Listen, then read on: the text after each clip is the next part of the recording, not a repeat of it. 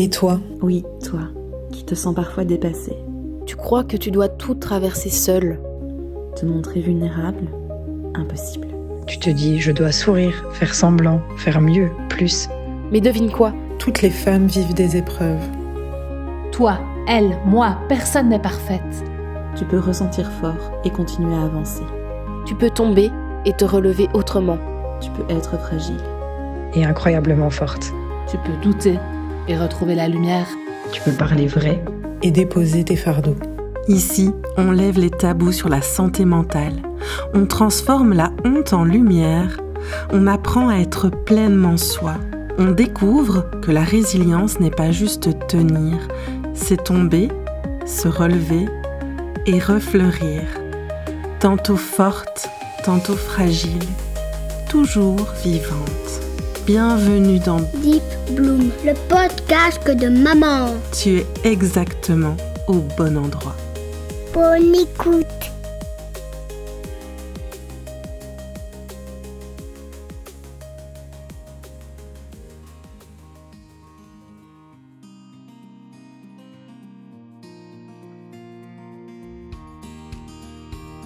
Aujourd'hui, j'ai le plaisir d'accueillir Mélissa.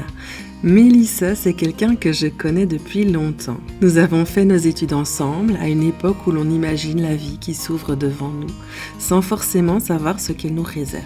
Et s'il y a une chose que je peux dire sur Mélissa, c'est qu'elle a toujours eu ce mélange assez unique, un côté pétillant, une spontanéité désarmante et une franchise qui fait du bien. Mélissa, c'est quelqu'un qui dit les choses comme elles sont, comme elle le pense, avec beaucoup de cœur et souvent avec une touche d'humour qui allège même les sujets les plus sérieux. Mais la vie lui a aussi demandé de traverser une épreuve immense. Mélissa a vécu un cancer du sein, un parcours médical lourd, marqué par de la chimiothérapie, de l'hormonothérapie, une mammectomie, une reconstruction et tout ce que cela implique physiquement et intérieurement. Derrière ces mots médicaux, il y a une traversée profondément humaine, une rencontre avec ses limites, avec ses peurs, mais aussi avec une force et une lucidité nouvelle. Dans cet épisode, Mélissa nous parle de ce chemin de guérison. Pas seulement la guérison du corps, mais aussi tout ce qui a profondément bougé en elle, sa manière de voir la vie, de comprendre son passé, de faire de la place à l'essentiel. Et comme vous allez l'entendre, elle le raconte avec cette authenticité, cette franchise et cette lumière qui la caractérise. Je suis vraiment touchée et honorée de pouvoir lui donner la parole aujourd'hui. Alors installe-toi confortablement et viens nous rejoindre.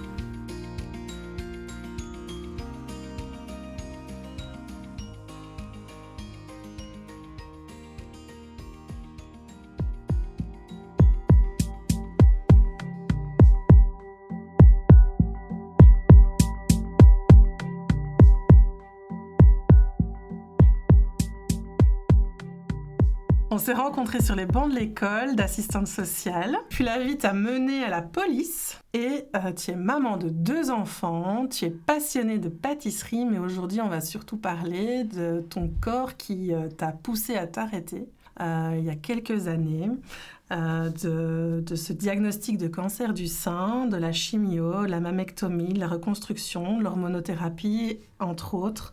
Et au-delà des traitements, il y a eu autre chose. J'ai vu une femme qui était obligée de se redéfinir, de retrouver sa place, une place plus juste, plus alignée.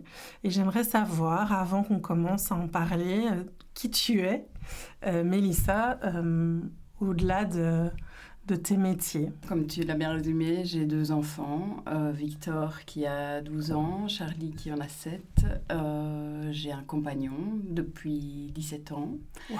Qui a été à mes côtés tout au long de mon cancer. On était censés se marier l'année où j'ai eu les traitements. Et au jour d'aujourd'hui, je me rends compte au fait qu'il n'y a pas besoin d'un mariage pour dire que notre couple est hyper solide parce qu'on a traversé l'enfer et qu'on en est sorti encore plus fort. Et donc, j'estime aujourd'hui être une maman épanouie, une femme épanouie, avec certes des blessures, des cicatrices internes et externes d'ailleurs aussi. Mais en tout cas, une femme à part entière, chose que j'avais oublié que j'étais depuis des années. J'ai enfin découvert que j'étais une personne à part entière, qui avait des besoins et qui surtout n'était pas juste là pour combler les besoins des autres, mais surtout pour combler les siens. Je me mets en priorité aujourd'hui. J'ai appris à comprendre au fait que j'étais la personne la plus importante dans ma vie, et un peu comme ce qu'on dit par rapport aux avions et aux masques à oxygène.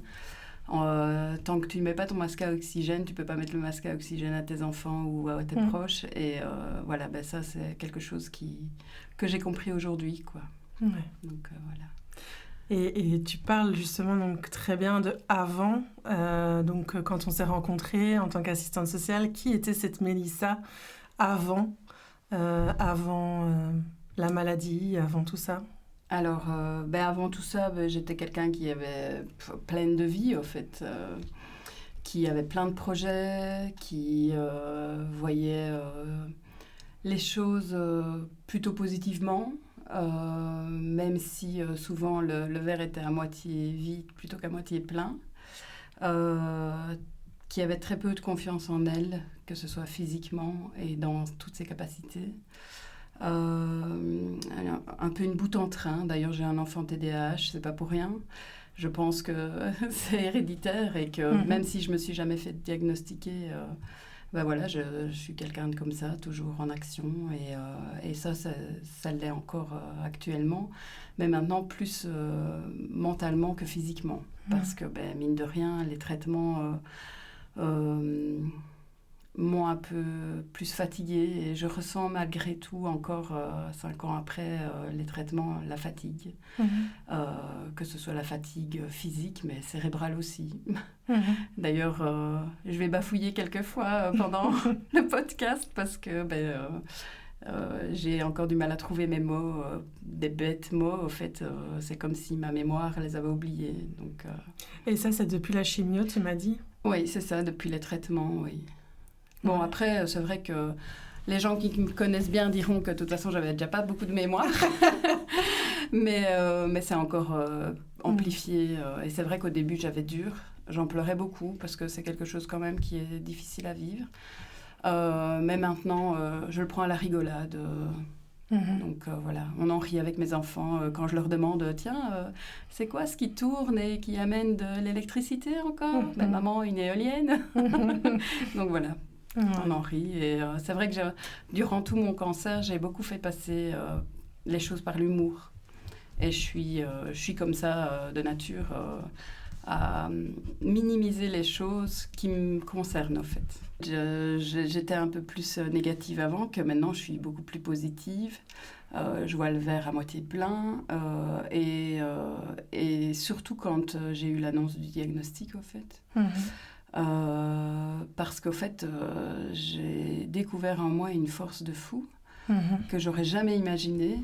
Je pensais être quelqu'un d'hypersensible, de très émotive, de négative. Et au fait, ce cancer m'a montré une toute autre personne.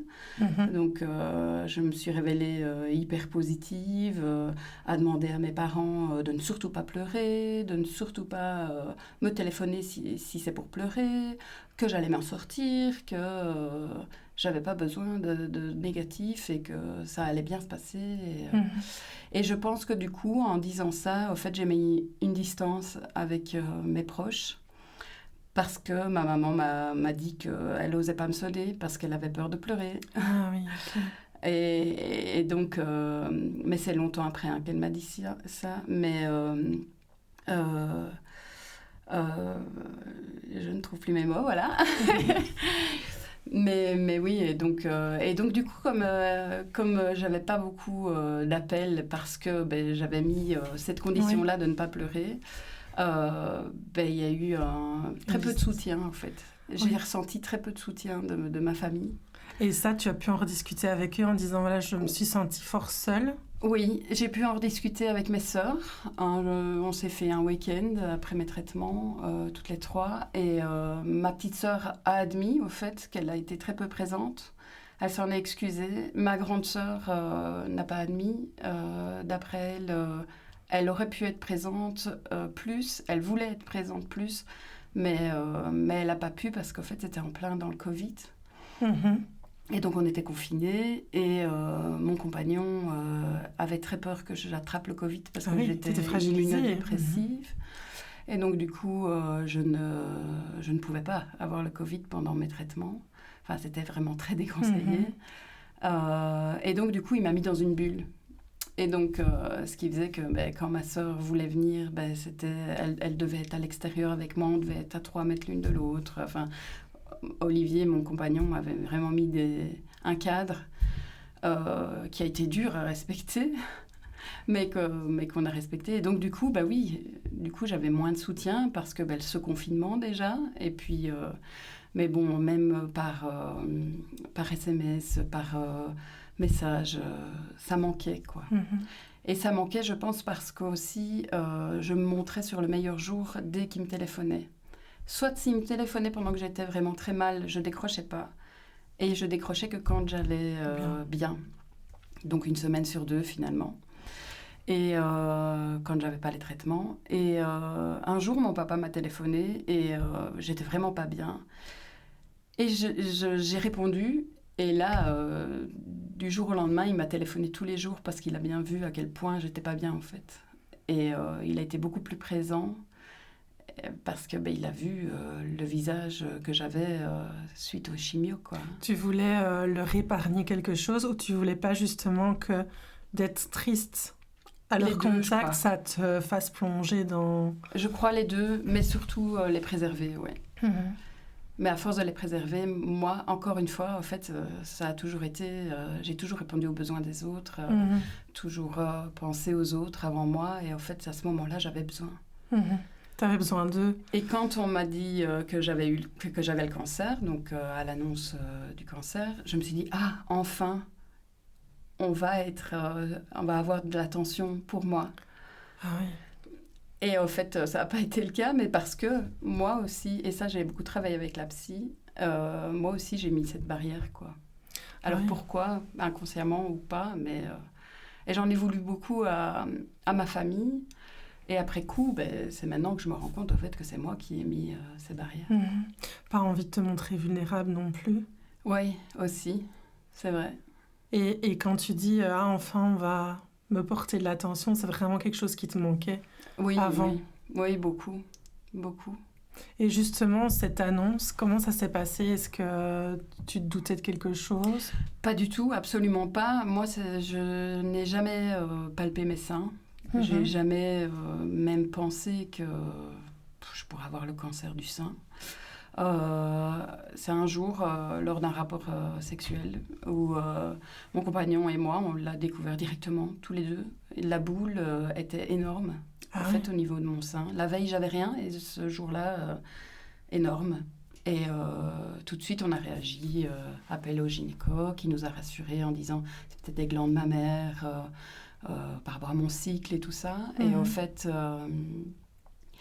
il m'a dit, on va quand même faire les examens. On a fait les examens, écho, mammo, biopsie. Et là encore, on ne me parlait pas de cancer.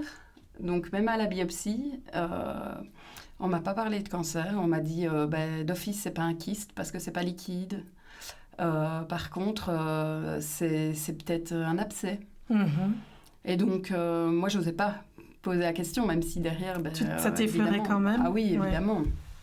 Je suis sortie de là pour encore avec autant de questions. Et puis, on m'a dit, vous aurez les résultats d'ici 7 à 10 jours. Et au fait, on a fait les examens le vendredi, et le lundi, mon gyné me téléphonait déjà pour me dire d'aller le voir.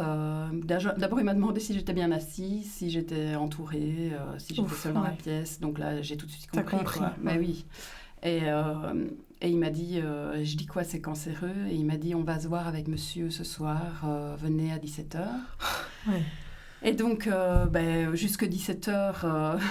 j'ai quitté le boulot, du coup. En plus, c'était avec monsieur, donc tu vois que c'est très formel. Oui. Mais je ne sais pas pourquoi, jusqu'au bout, je me suis dit... oui, on va me retirer mon sein, mais c'est peut-être un gros abcès, quoi. Oui. Donc c'est vraiment, de te convaincre. Oui, jusqu'au bout, quoi. Et puis après, en fait, quand il l'a dit, ben voilà, c'est ce qu'on ne voulait pas. Donc c'est un cancer très agressif qui va très rapidement. Il y aura chimio, rayons, ablation. Je suis restée impassible, au fait. Comme si mon corps, comme si mon âme était sortie de mon corps. Dissociée. Ouais, et j'ai pas pleuré. Et par contre, je voyais mon homme pleurer. C'est moi qui rassurais mon homme à ce moment-là. Et parce que j'étais dans cette idée que, je pense, dès l'annonce, j'étais dans l'idée, je vais m'en sortir, au fait. Oui, il était hors de question que tu penses à autre chose, quoi. Ah ouais, à un autre scénario. Clairement. Et puis j'ai pensé à mes enfants. J'avais pas peur de mourir. Pas du tout. C'était pas quelque chose qui me faisait peur. Par contre, j'avais peur de partir et d'abandonner mes enfants. Oui, ils étaient très jeunes en plus. 1 an et 5 ans. Ouais, c'est ça. Charlie avait 1 an et Victor 5 ans. Et alors, donc du coup, tout s'est enchaîné, au fait, très rapidement. Donc, j'ai eu 16 chimio au Taxol. Et ça, tu as eu un peu le temps de te retourner ou ils ont voulu entamer tout ça très très vite? Non, en fait, donc on me l'annonce le 17 février, la veille de mes 33 ans. En plus, pour l'anecdote, le jour de mes 33 ans, tout le monde m'envoyait « Ah, bon anniversaire, j'espère que tu n'auras pas le même sort que le Christ. » Ah oui. Donc oui, c'était assez dur. Mais bon. Et comment je ne sais plus ce que je disais. Que du coup, ça, je sais pas si ça a été vite ou pas les chimios, si tu as eu le temps de préparer. Écoute, on me l'annonce quand, je ne sais plus, on me l'annonce le lundi. Et j'avais la première chimio le mercredi d'après. Ah oui, donc ça a été quand même rapide. Donc, et par contre, le lundi d'après, j'ai vu ma tumeur sortir de mon sein. Donc, sortir de mon sein. Je voyais la boule, au fait, au-dessus de ma poitrine qui ressortait. Et là, j'ai dit à mon homme, il faut m'enlever ça, quoi. Et je hurlais pour qu'on m'arrache. Je lui disais, arrache-moi ça. Enfin, c'est pas possible. Oui, tu voulais pas avoir ça en toi. Non. Mais la chance que j'ai eue, c'est qu'à la première chimio, on voyait déjà plus cette fameuse grosse boule au-dessus. Okay. Et deuxième chimio, je sentais que ça diminuait. Troisième chimio, quatrième chimio, il sentait quasi plus rien, quoi. Oui, donc tu voyais que ça répondait. Oui, j'ai mon corps qui a répondu très vite, au fait, à la chimio. Et donc, j'ai eu 16 Taxol. Et c'est comique parce que pour mes enfants, surtout pour le grand, parce que le petit était trop petit, je pense.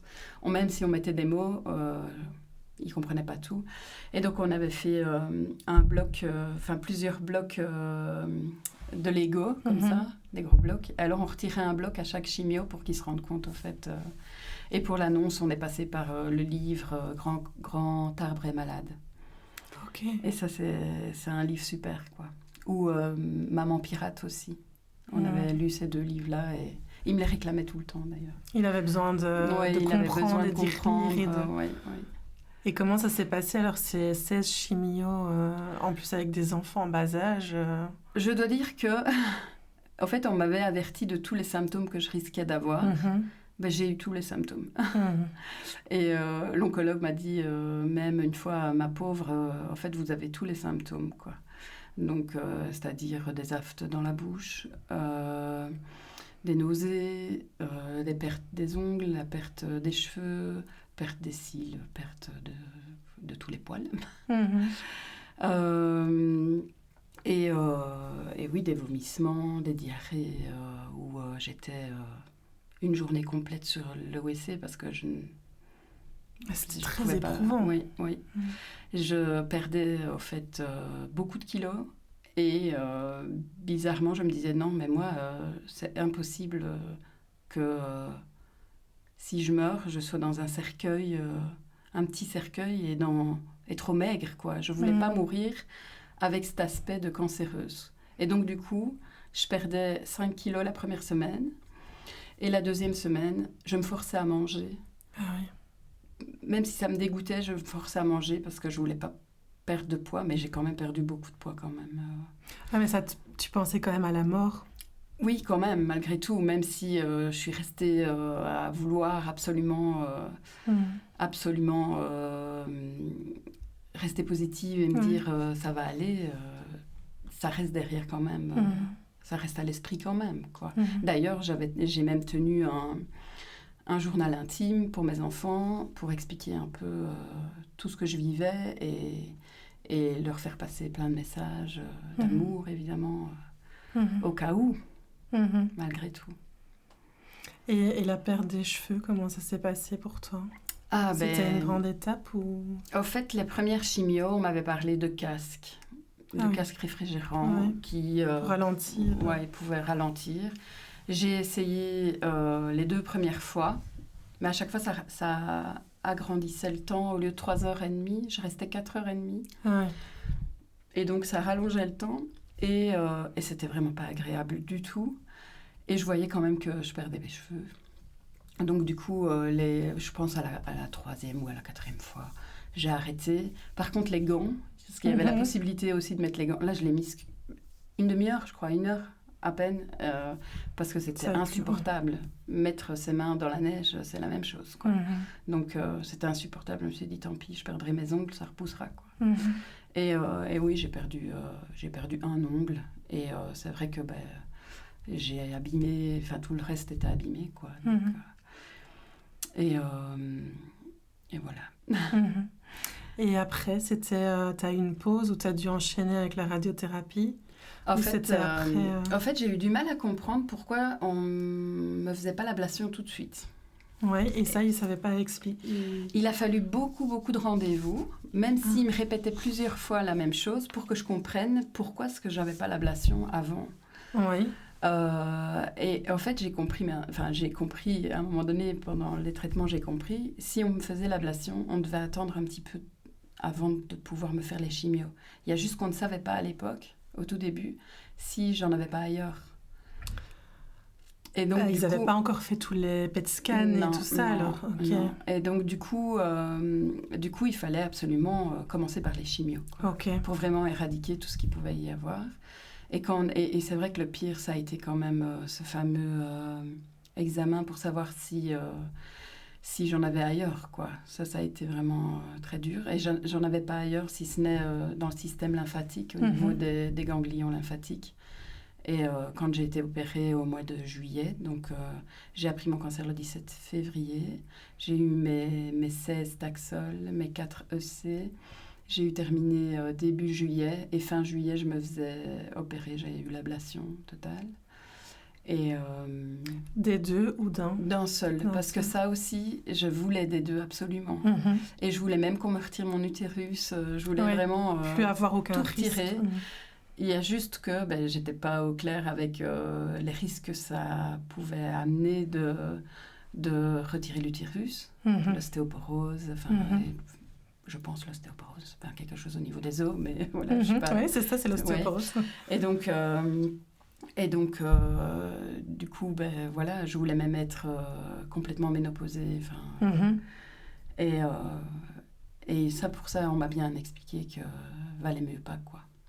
Oui, toi, c'est un BRCA plus positif? C'est HER2 positif. Donc ça, c'est à cause des hormones? C'est les hormones, oui, c'est hormonal. Et je dois dire que l'oncologue m'a expliqué que c'était à la limite le plus agressif des cancers, le plus rapide.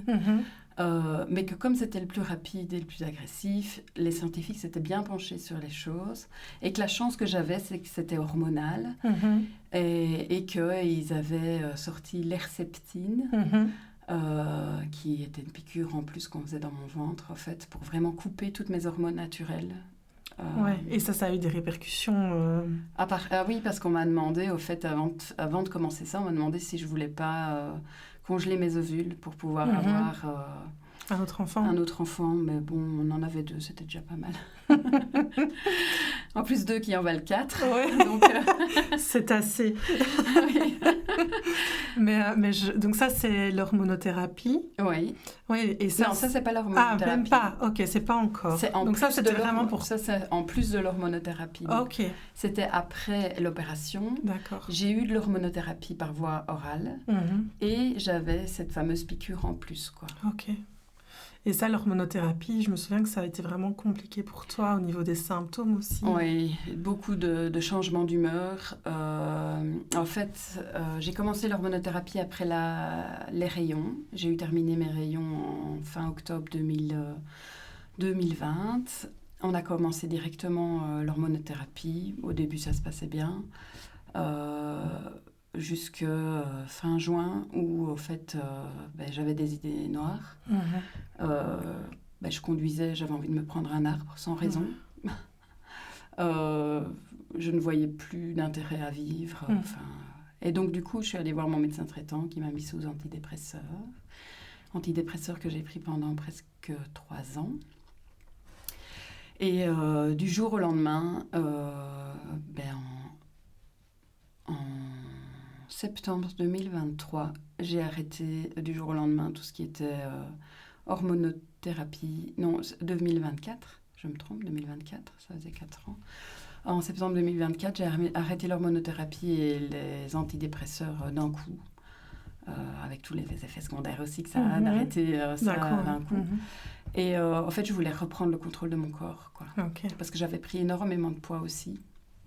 Et donc, voilà. Alors, c'était soit je donnais encore un peu plus de chance pour être sûre de ne pas avoir le cancer, parce qu'on m'avait dit que c'était entre 5 et 10 ans d'hormonothérapie. Et j'ai arrêté de moi-même après 4 ans. J'ai pris un risque, mais en même temps, c'était ça où je me prenais quand même un arbre, parce que malgré les antidépresseurs, j'étais pas bien du tout, quoi.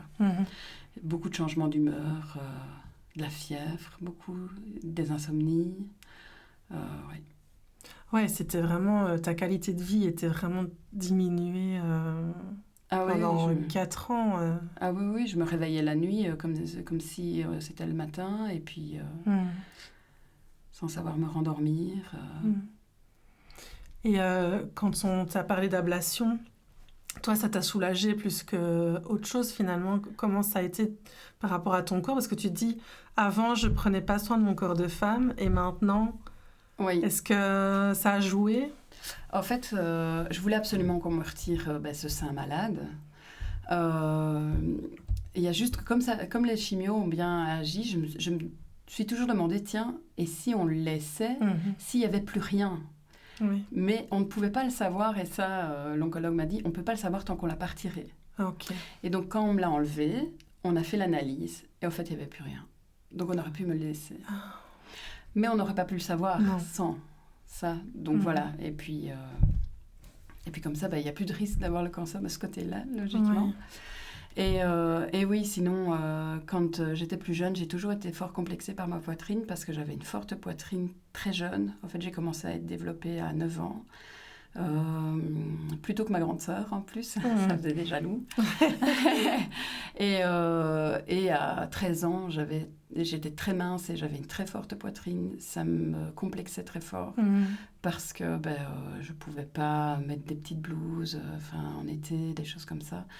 Et donc, j'avais pensé à faire la réduction mammaire.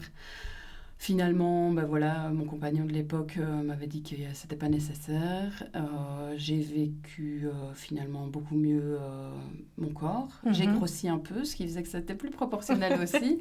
Puis j'ai été maman et là, j'ai bien perdu aussi de la poitrine. Et donc voilà. Il y a juste que quand j'ai appris le cancer, j'ai parlé... Parce que je parlais beaucoup à mon corps et à mes seins. Et donc, je disais à mes seins, pardon, au fait. Pardon de vous avoir négligé. Pardon de n'avoir plus voulu de vous. Et je disais pardon à mon corps de l'avoir détesté. Et maintenant, je lui dis merci. Parce que c'est grâce à lui et à la force aussi qu'il a déployée que... Oui, pour que tu restes en santé, que tu sois en vie. Ouais. Et justement, tu me parlais hier de ce message que le cancer a eu dans ta vie. En fait, le message si je dois retenir quelque chose, c'est pense à toi, mets-toi en priorité. Pour pouvoir prendre soin des autres, il faut prendre soin de toi. Je pense que c'est ça que je te disais, ou tu vois autre chose? Je pense que tu n'as pas développé. Non, ok. Tu m'as dit... Il y a plein de messages, au fait. Il y a plein de choses pour lesquelles je remercie ce cancer. Et c'est vrai que souvent, je dis merci de m'avoir fait prendre conscience, au fait, que être dans l'hyper-contrôle, ça ne sert à rien.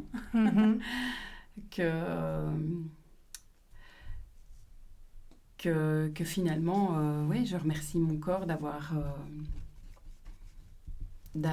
été fort, et mon corps et mon esprit d'avoir été forts. Ça a été vraiment une claque pour toi de te dire waouh, faut que je change quelque chose dans ma vie, quoi. Oui, clairement. Ouais. Mais encore maintenant, je suis pas encore. Ça n'a pas été avant cancer, après cancer directement. Non, parce que je fais un long travail encore depuis lors et j'avance tout doucement et je profite beaucoup plus de la vie. Je suis plus cette petite fille qui demande pardon d'exister, qui a besoin de se suradapter pour se sentir aimée. Qui recherche l'attention. Qui recherche l'attention. J'essaye de m'aimer déjà moi et avant de vouloir être aimée en fait. Et d'apprendre à me connaître, et j'en suis encore loin. Ouais. Mais en chemin. Je suis en chemin, oui. Et qu'est-ce qui t'a aidé justement à garder l'espoir tout au long de cette maladie, et puis encore maintenant finalement, puisque tu es encore en chemin? Mes enfants. Mes enfants, mon homme, évidemment. Il y avait quelque chose d'inachevé. Ça pouvait pas se terminer là, quoi. J'avais trop de projets, j'avais... trop de choses en tête, et d'ailleurs les projets je trouve pas le mot accompli, comment? Oui, accompli. Tu vois, t'avais des projets, mais alors tu les as mis en place? Oui, parce qu'en fait j'étais quelqu'un qui n'osait pas. Ok. J'osais pas par manque de confiance, parce que je me sentais pas capable. Et en fait j'ai toujours été passionnée par la pâtisserie, et donc j'ai commencé des cours de pâtisserie. Et là, maintenant, j'ai mon entreprise. Donc, en plus de mon boulot, je suis en complémentaire indépendante. Et je vois que ça prend des ampleurs et des ampleurs. C'est génial. Mais encore maintenant, j'ai besoin du retour des gens pour avaliser... Autrement, tu n'as pas l'impression d'avoir ta place et de bien faire. Quand je fais des gâteaux, j'ai besoin que les gens reviennent vers moi. Il était trop bon.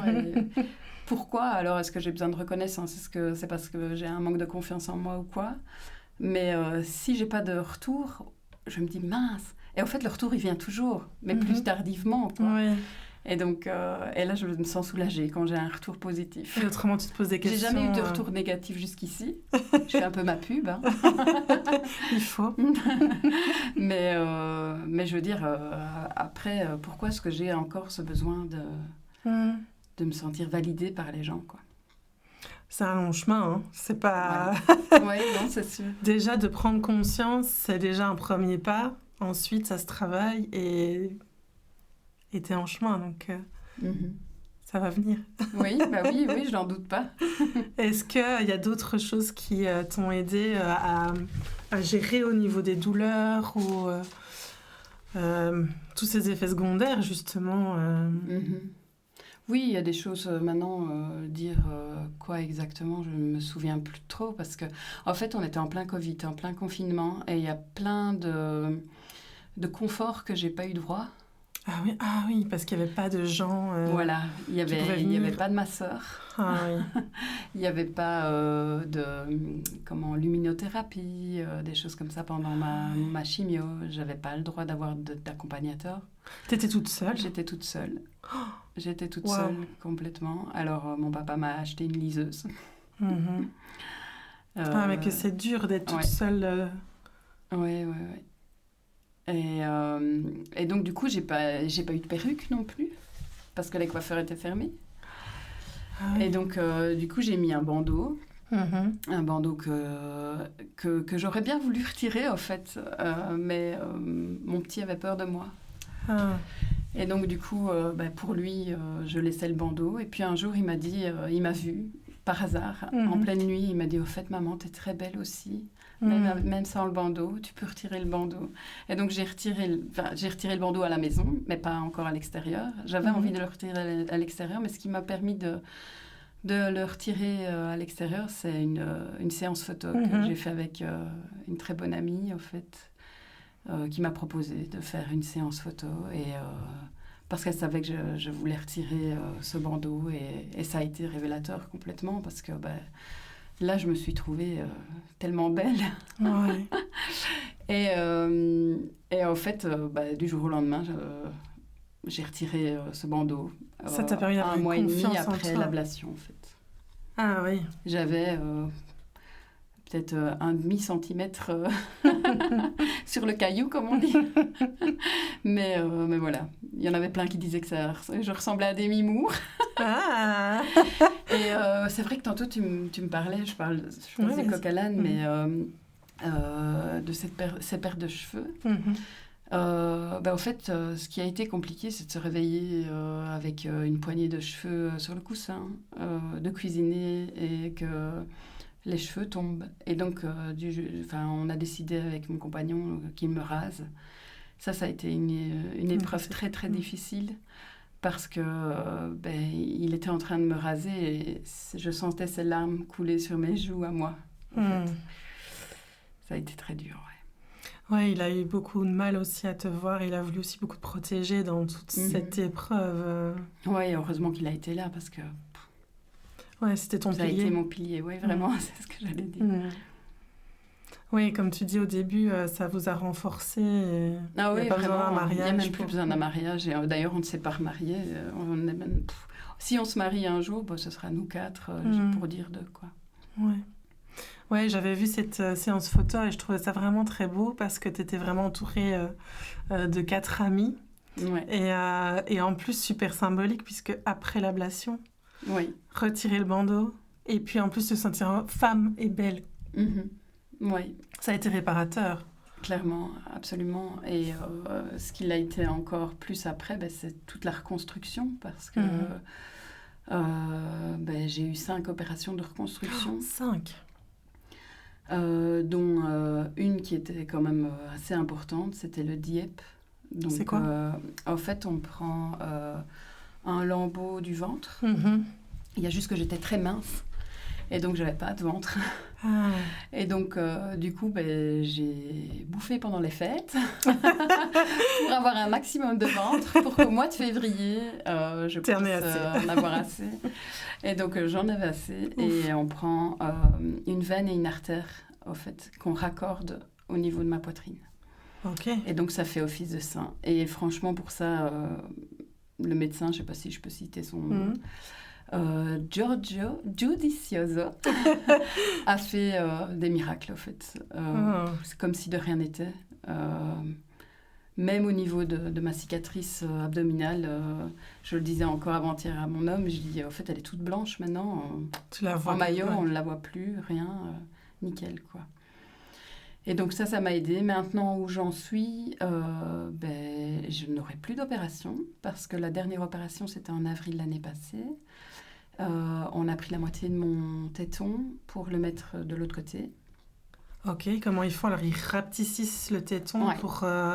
Oui, en fait, ils retirent le téton, ils le coupent en 2 et puis ils le remettent de ce côté-là et ils remettent l'autre moitié de l'autre côté. Ok. Et là, maintenant, ce que je n'ai plus, c'est de mamelon, donc d'aréole. Et j'ai rendez-vous au mois d'avril pour faire un tatouage. Ah oui. Oui, un tatouage du mamelon. Ça, c'est super important. Oui. C'est ce qui va boucler la boucle. Oui, tout à fait. Ouais. Et tu te sens femme, entière, et tu t'aimes? Je m'aime, oui. T'aimes ton corps? Oui, je m'aime. Maintenant, comme je disais, je remercie mon corps, mais je ne l'ai pas remercié assez. Parce qu'au fait, depuis mes 12 ans, je fais des régimes sur régime sur régime. Et en fait, j'ai complètement chamboulé tout mon métabolisme à cause de ces régimes. Et encore plus, au fait, quand je perdais mes 5 kilos et que je les reprenais la semaine d'après, comme j'ai expliqué tout à l'heure, là, ça a chamboulé encore plus. Et donc, oui, il y a eu un moment où j'ai pris beaucoup de poids.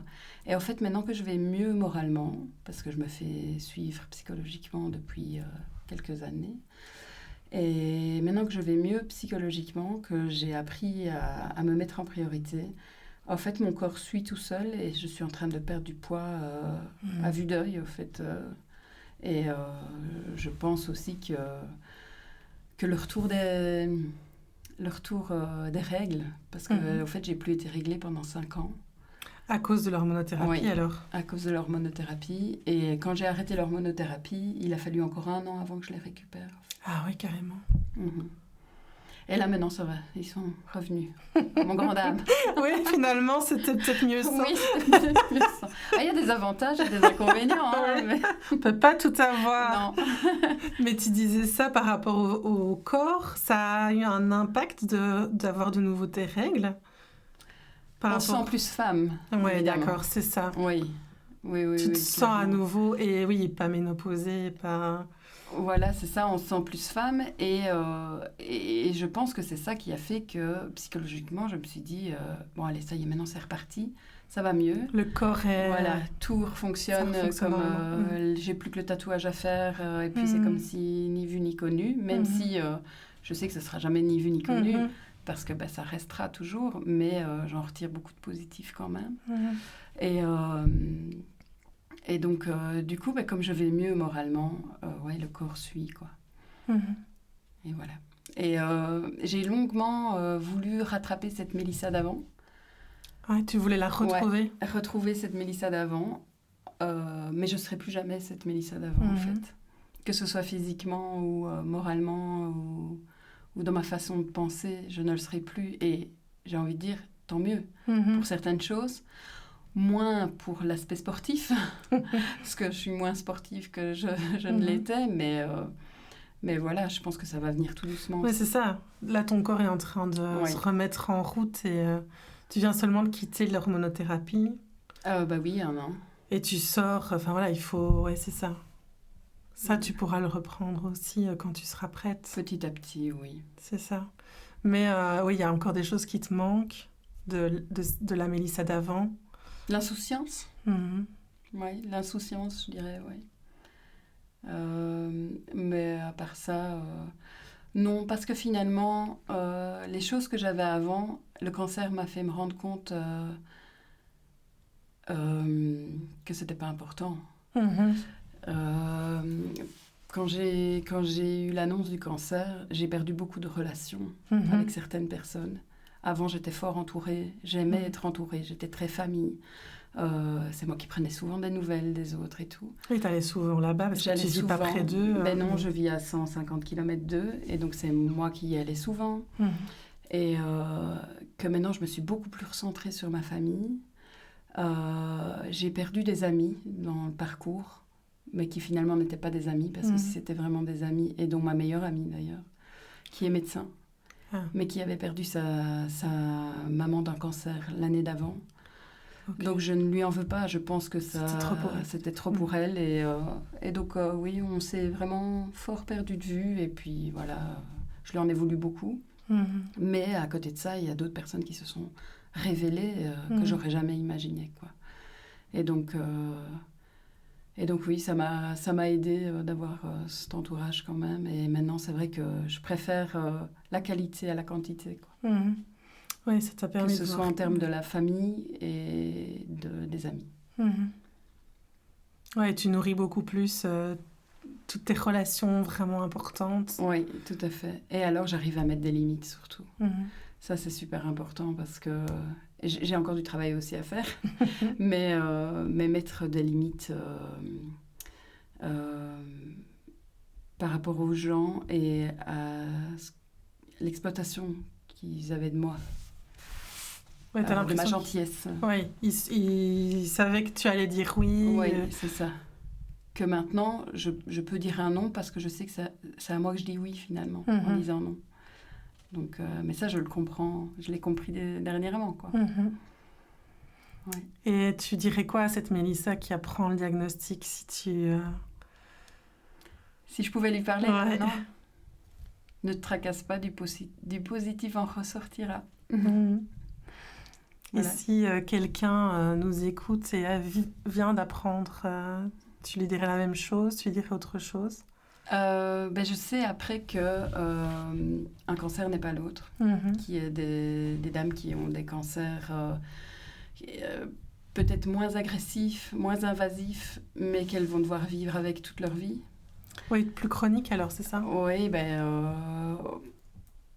ou elles seront sous traitement toute leur vie, au fait.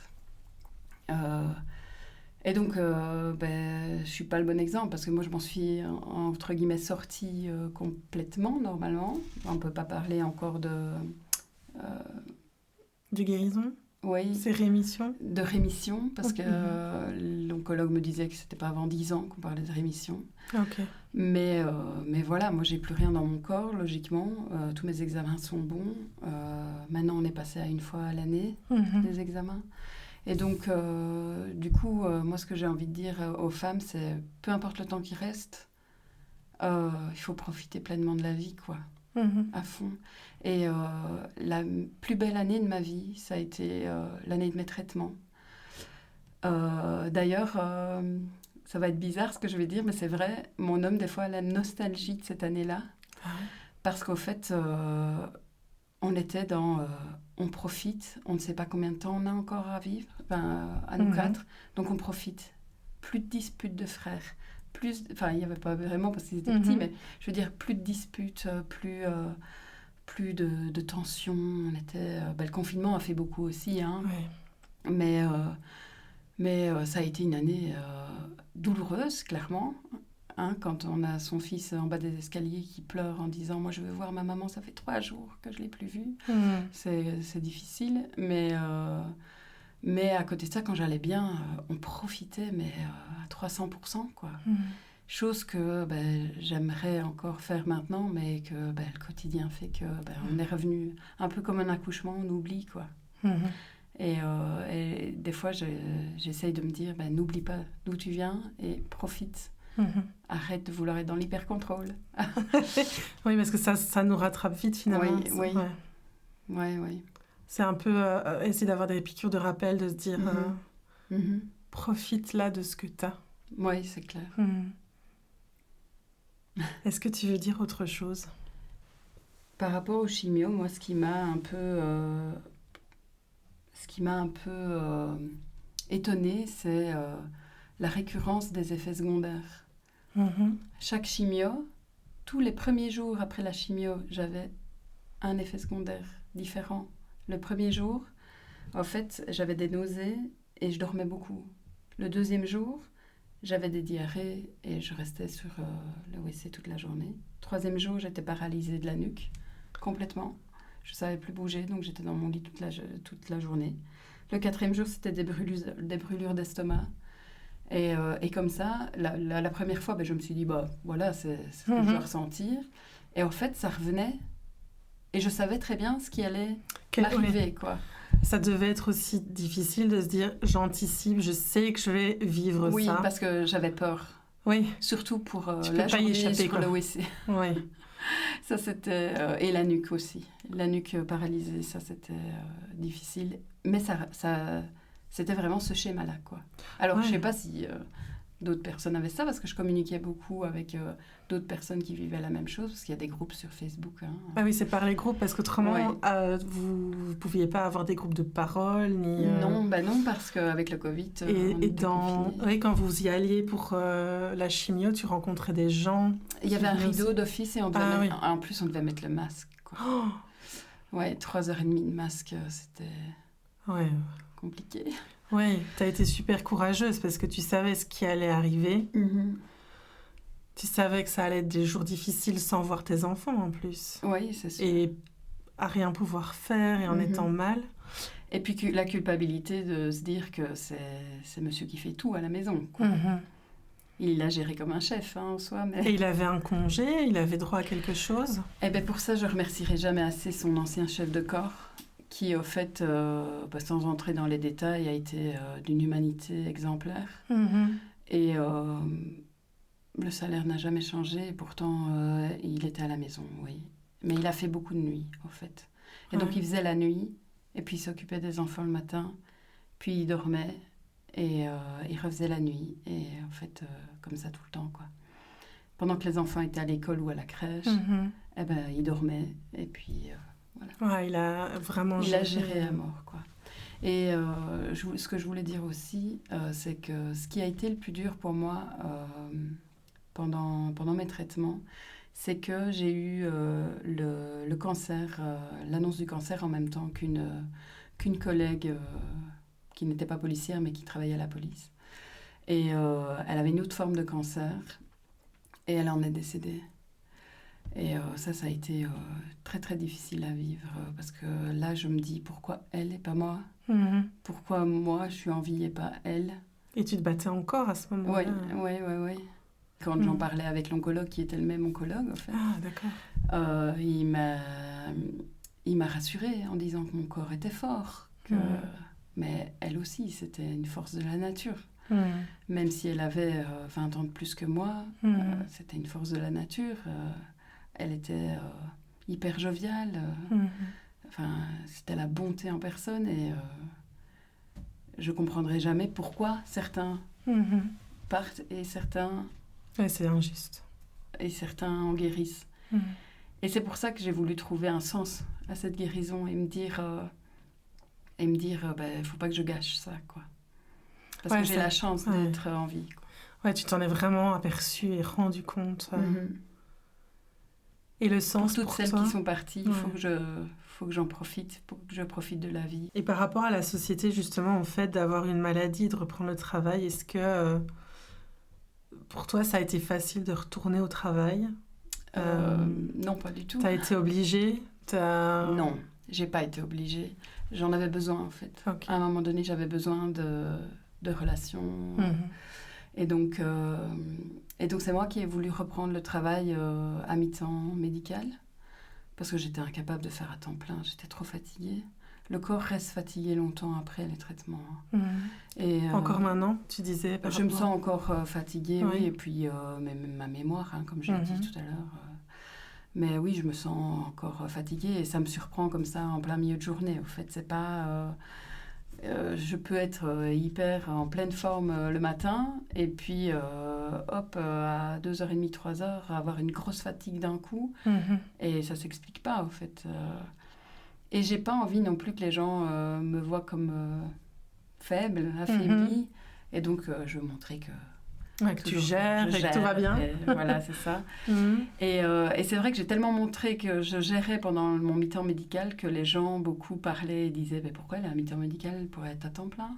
Il n'y a pas de raison qu'elle soit à mi-temps médical. Elle est plus malade, elle va bien. » Oui, les gens ne comprennent pas qu'en fait, il y a des effets secondaires qui restent à long terme, comme bêtement des picotements dans les pieds, qui sont restés encore 2 ans après les traitements.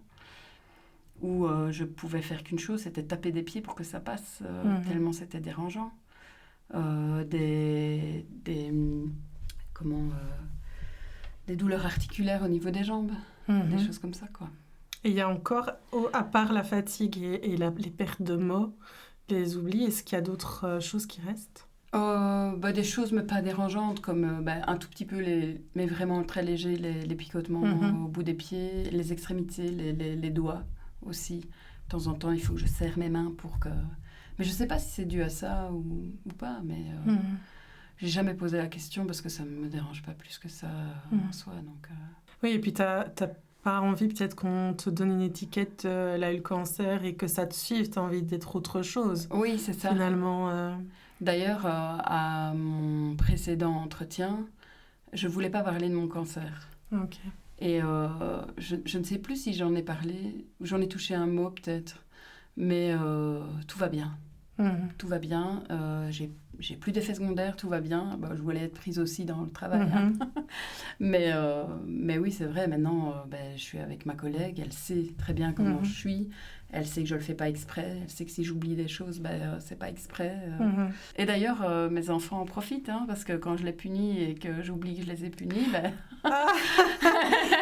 oui. Ils en profitent de ma perte de mémoire. Et voilà. Ça les fait rire et ils en profitent. Voilà, tu m'étonnes. exactement. Ils ont déjà bien compris comment je fonctionne. Ils sont malins. Faut bien que ça serve à quelqu'un. Oui, c'est ça. Merci beaucoup. Merci à toi en tout cas.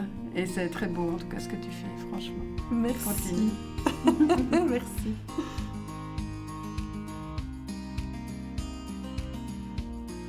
Avant de refermer cet épisode, j'ai simplement envie de dire merci.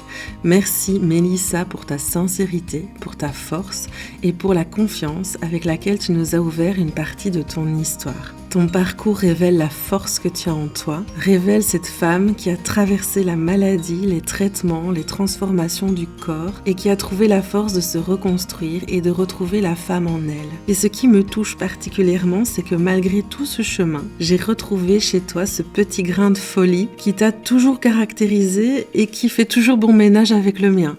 Cette spontanéité, cette franchise, cette étincelle de vie qui était là avant, qui a tenu pendant et qui est toujours bien présente aujourd'hui. Merci pour ce moment vrai, profondément humain. Et merci à toi qui nous as écoutés. Si cet épisode t'a touché, n'hésite pas à t'abonner, à liker, à lâcher des étoiles, à commenter et à le partager autour de toi parce que les histoires de résilience comme celle de Mélissa ont ce pouvoir précieux de nous rappeler à leur manière la force incroyable de la vie. Alors je te souhaite une belle journée, une belle soirée, quel que soit le moment où tu écoutes cet épisode et je te dis à très bientôt.